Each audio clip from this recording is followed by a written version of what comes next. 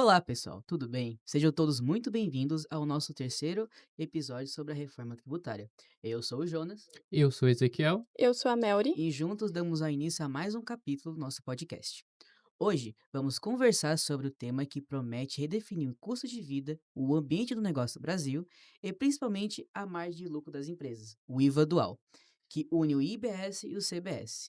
E entender como essas mudanças vão afetar o tratamento diferenciado entre os setores, a aplicação das alíquotas e os novos benefícios fiscais previstos para o mercado. Se vocês ainda não assistiram os primeiros episódios, eu gostaria de convidar para assistir, para entender e contextualizar bem o nosso tema de hoje.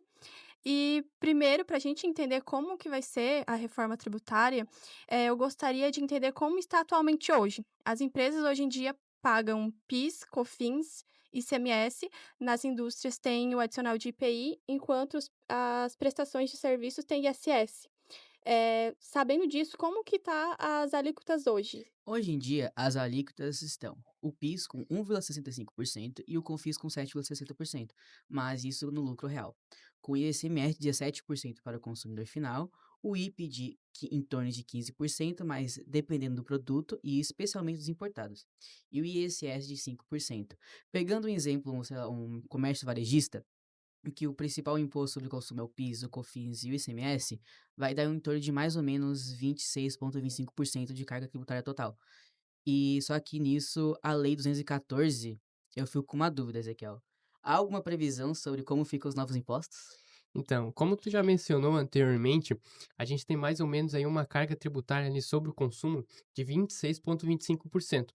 A nova lei, que é a 214 de 2025, que ela estabelece os novos impostos sobre o consumo, que vai substituir esses cinco, quer dizer, pelo IBS e o CBS, eles vão tentar permanecer sempre na mesma faixa ali de tributação, porque a própria lei ela fala que não pode haver uma alteração na parte econômica do país, eles não podem mexer com muita força nisso. Com isso, o que que vai acontecer? O IBS, ele vai ter mais ou menos aí entre 17,7%, se eu não me engano, enquanto o CBS vai ter 9,9%. Essa carga junta, que seria o IVA dual, vai ter mais ou menos ali de 26,5 até 28. Tá, então a gente não tem certeza a respeito dessa alíquota, por enquanto a gente não tem certeza. O que a gente pode saber, até agora é que ela vai poder variar ainda, porque conforme a arrecadação do governo aumenta ou diminui, o próprio poder legislativo ele tem essa capacidade de aumentar ou diminuir essa alíquota. Também vai ser analisado, a respeito do PIB e do crescimento do país, né. E isso daí vai influenciar diversas empresas na tomada de decisão, na precificação, entre muitos outros fatores, caixa, econômico e financeiro. Então a ideia é que a alíquota permaneça a mesma? Então surge uma dúvida, por que que os empresários comentam tanto sobre a reforma tributária? É que depende que, para o comércio em geral, a diferença não será tão grande. O impacto maior vai ser nas empresas e nos prestadores de serviços, onde que eles vão sentir um impacto financeiro muito mais forte. E tanto que nas indústrias, o IPI tende a reduzir, que teoricamente diminuiria a carga tributária também. E um outro fator muito importante é o direito ao crédito tributário, que hoje em dia nem tudo você pode dar dar crédito no custo. E com a reforma, praticamente tudo vai gerar crédito. E como que funciona essa tomada de crédito? Bom, essa tomada de crédito, a gente já tem a tomada de crédito em alguns impostos, tipo o PIS e o COFINS e o ICMS. Só que como é que ele funciona atualmente? Basicamente, tu compra o produto, tu já tem direito àquele crédito na maioria das situações. Com a reforma tributária, vai ser basicamente a mesma coisa, só que a tomada de crédito ela só vai ser permitida quando o meu fornecedor, que eu comprei a mercadoria ou tomei o serviço, efetivamente pagar, né, esse débito que ele tem. Então, ali que eu volto a dizer que essa reforma tributária, ela, tipo, ela fala sobre imposto, mas ela fala muito mais também sobre margem de contribuição e uma outra forma de analisar o mercado, porque muitos dos clientes aí do lucro presumido, do lucro real e até do Simples Nacional, eles vão ter que rever a sua carteira de fornecedores, porque basicamente vender sem nota já não vai ser tão vantajoso. tipo, o fornecedor demora, demora para pagar mesmo, já não vai ser vantajoso. Então tem essa parte mais caixa do crédito tributário, né, e isso é que vai impactar. E, como o Jonas também mencionou, ele vai ter bastante, amplo crédito tributário e vai ter de muitas coisas que antigamente não tinham. Por isso que o comércio ele pode diminuir ou aumentar a alíquota ali do imposto. E a indústria, ela tem a tendência a cair, porque o IBS vai ser perdão, o IPI vai ser, retirado, né. Sobre os prestadores de Você serviços, vê. como como o Jonas falou, vai ter direito a crédito basicamente em tudo na questão de insumo. O principal custo de serviço é a folha de pagamento, então isso não gera crédito. Sabendo disso, a legislação fez algumas situações que haverá redução dessas alíquotas. Essas reduções são de 30, 60 e 100%.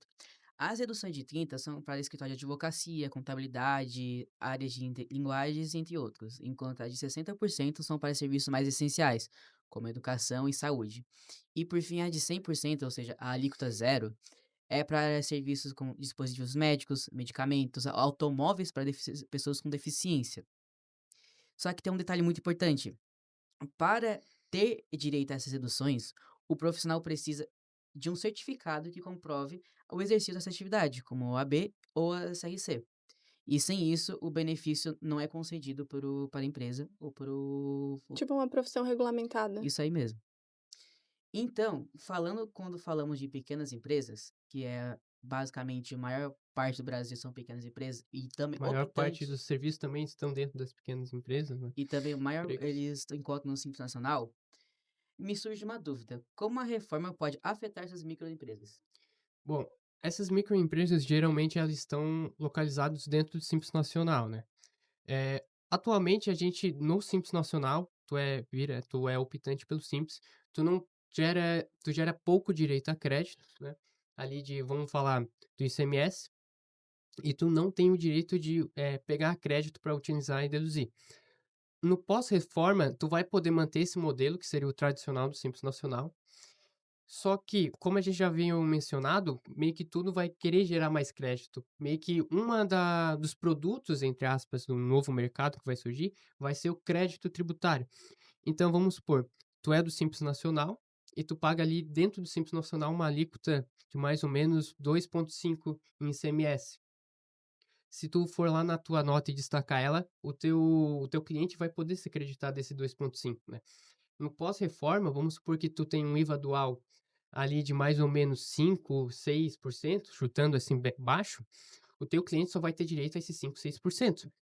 E aí o governo vendo isso, vendo que provavelmente ia ter uma baixa adesão do Simples Nacional na reforma, ele propôs deixar esse empreendedor escolher entre apurar o IBS e o CBS dentro da alíquota do Simples Nacional, como já é feito normalmente hoje com os outros impostos, ou fazer ele através do por fora, apurando pelo regime normal. Aí nisso, tu vai conseguir aumentar a tua competitividade a respeito de vender para outras empresas. É como se fosse um regime híbrido, né? Isso, é como se fosse a exclusão ali do ISS e o ICMS do Simples Nacional que tem hoje. Hoje em dia, tu não consegue fazer isso de forma meio que voluntária, né, tu tem que extrapolar o limite. Mas agora no pós-reforma, quando tiver vigorado, tu vai conseguir fazer essa opção 2 vezes no ano, né. Aí tem umas regrinhas extras ali que pra tu tipo, porque vamos tem algumas regras extras, né, mas a gente não vai entrar muito em detalhes. Nesse regime, aí o que que vai acontecer basicamente? Com essa adição dessa opção, eu vou ficar mais competitivo no mercado, eu, empresa do Simples Nacional, porque aí o meu fornecedor, ele vai analisar não só o meu preço, mas também o quanto que eu vou estar gerando de crédito para ele, né.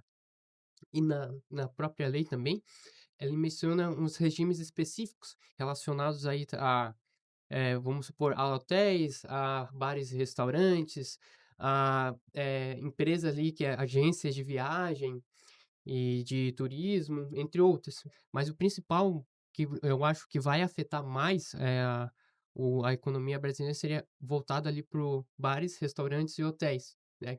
Esse daí que vão ter vamos poder optar por um regime específico ali dentro do IBS-CBS para reduzir um pouco a alíquota, só que não vai gerar direito a crédito. Então é tudo uma análise, né.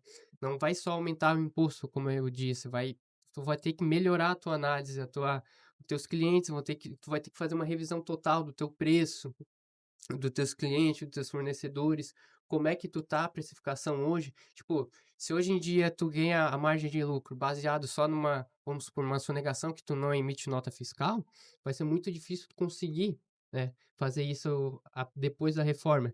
Porque, basicamente, se tu só tem margem de lucro por causa da sonegação, a tua empresa já tá quebrada, porque não deveria estar, né? Também é importante lembrar que agora o imposto dele não vai ficar mais no local Ótimo ponto. onde a empresa está sediada, mas sim onde o produto ou serviço é consumido. Por exemplo, aqui em Santa Catarina, muitas empresas se beneficiam fiscalmente com incentivos fiscais estaduais. E com a reforma, ou seja, perdão, os estaduais, hoje mesmo, prestando serviço para o estado, o imposto é recolhido aqui. Com a reforma, o imposto vai ser recolhido fora do estado. Por exemplo, No local do consumo, tu exatamente. diz? Por exemplo, a empresa aqui em Santa Catarina, mas prestou um serviço para São Paulo. O imposto recolhido vai ser de São Paulo, não mais de Uhum. Santa Catarina. Mas como considerando que o Brasil tem mais de 5.000 municípios e 27 estados, contando com o Distrito Federal, isso vai tornar a precificação muito mais variada. Dentro da parte da precificação, eu vi que tem muitas dúvidas referente à precificação e os tributos. Hoje em dia, os tributos eles são calculados por dentro. Com a reforma tributária chegando, o cálculo vai ser por fora. Qual que é essa diferença de cálculo e como isso vai impactar no consumidor final? É que então, no cálculo por dentro, é basicamente o imposto já está embutido para esse produto. Quando o consumidor for pagar o produto final, o imposto já está ali dentro. Por exemplo, se eu for pegar uma água, o imposto já está ali dentro. E como que funciona esse cálculo? Vamos supor que eu quero vender um sapato. Eu quero receber R$ 100 por esse sapato. Então, basicamente, eu vou ter que pagar 18% para receber esses R$ 100. Então, o cálculo funciona mais ou menos o seguinte. Eu vou pegar esses R$ 100, que é o 100%, menos os 18, que vai ficar mais ou menos em torno de 0,82. Dividindo esses R$ 100 por 0,82, eu vou descobrir o preço, o que eu vou ter que cobrar para receber esses R$ 100, que dá em torno de 121,95, se eu não me engano. Então, eu vou receber o consumidor final vai ter que pagar 121,95 para eu poder receber esses R$ 100. Agora, no por fora, é uma coisa mais transparente, porque na hora que tu for pagar o produto, tu vai receber o valor do produto mais o imposto por fora. Por exemplo, se eu vou vender esse mesmo sapato por R$ 100, eu vou receber no final, na hora no caixa, por exemplo, na hora de pagar, eu vou receber a nota que eu paguei R$ 100 por sapato, mais 18% pelo produto, totalizando a compra por R$ 118. E é uma coisa interessante porque lá pra fora, muitos países já fazem isso, como o Canadá e uma boa parte da Europa. Muitas das notas internacionais que a gente vê já tem essa separação, né? Exatamente, é uma coisa bem nova no Brasil, que já é comum pra fora do Brasil. Mas pode trazer uma estranheza, porque vai parecer mais caro, porque a Vai ter essa gente... sensação, né? Porque tu vai saber o quanto de imposto tá se pagando no total. É que na verdade a gente não sabe o quanto de imposto a gente paga, meio que a gente só aceita e leva, né. Por exemplo, uma Aí a garrafa de partir de água. agora a gente vai saber o que que eu vou pagar efetivamente de imposto. É isso daí complica. Tá, para encerrar o assunto de hoje, eu deixo uma pergunta para vocês, ouvintes. A sua contabilidade está preparada para essas mudanças? Então, é isso, pessoal. Muito obrigado pela atenção e fiquem ligados ao próximo episódio, onde vamos falar sobre cashback e split payment. Muito obrigado.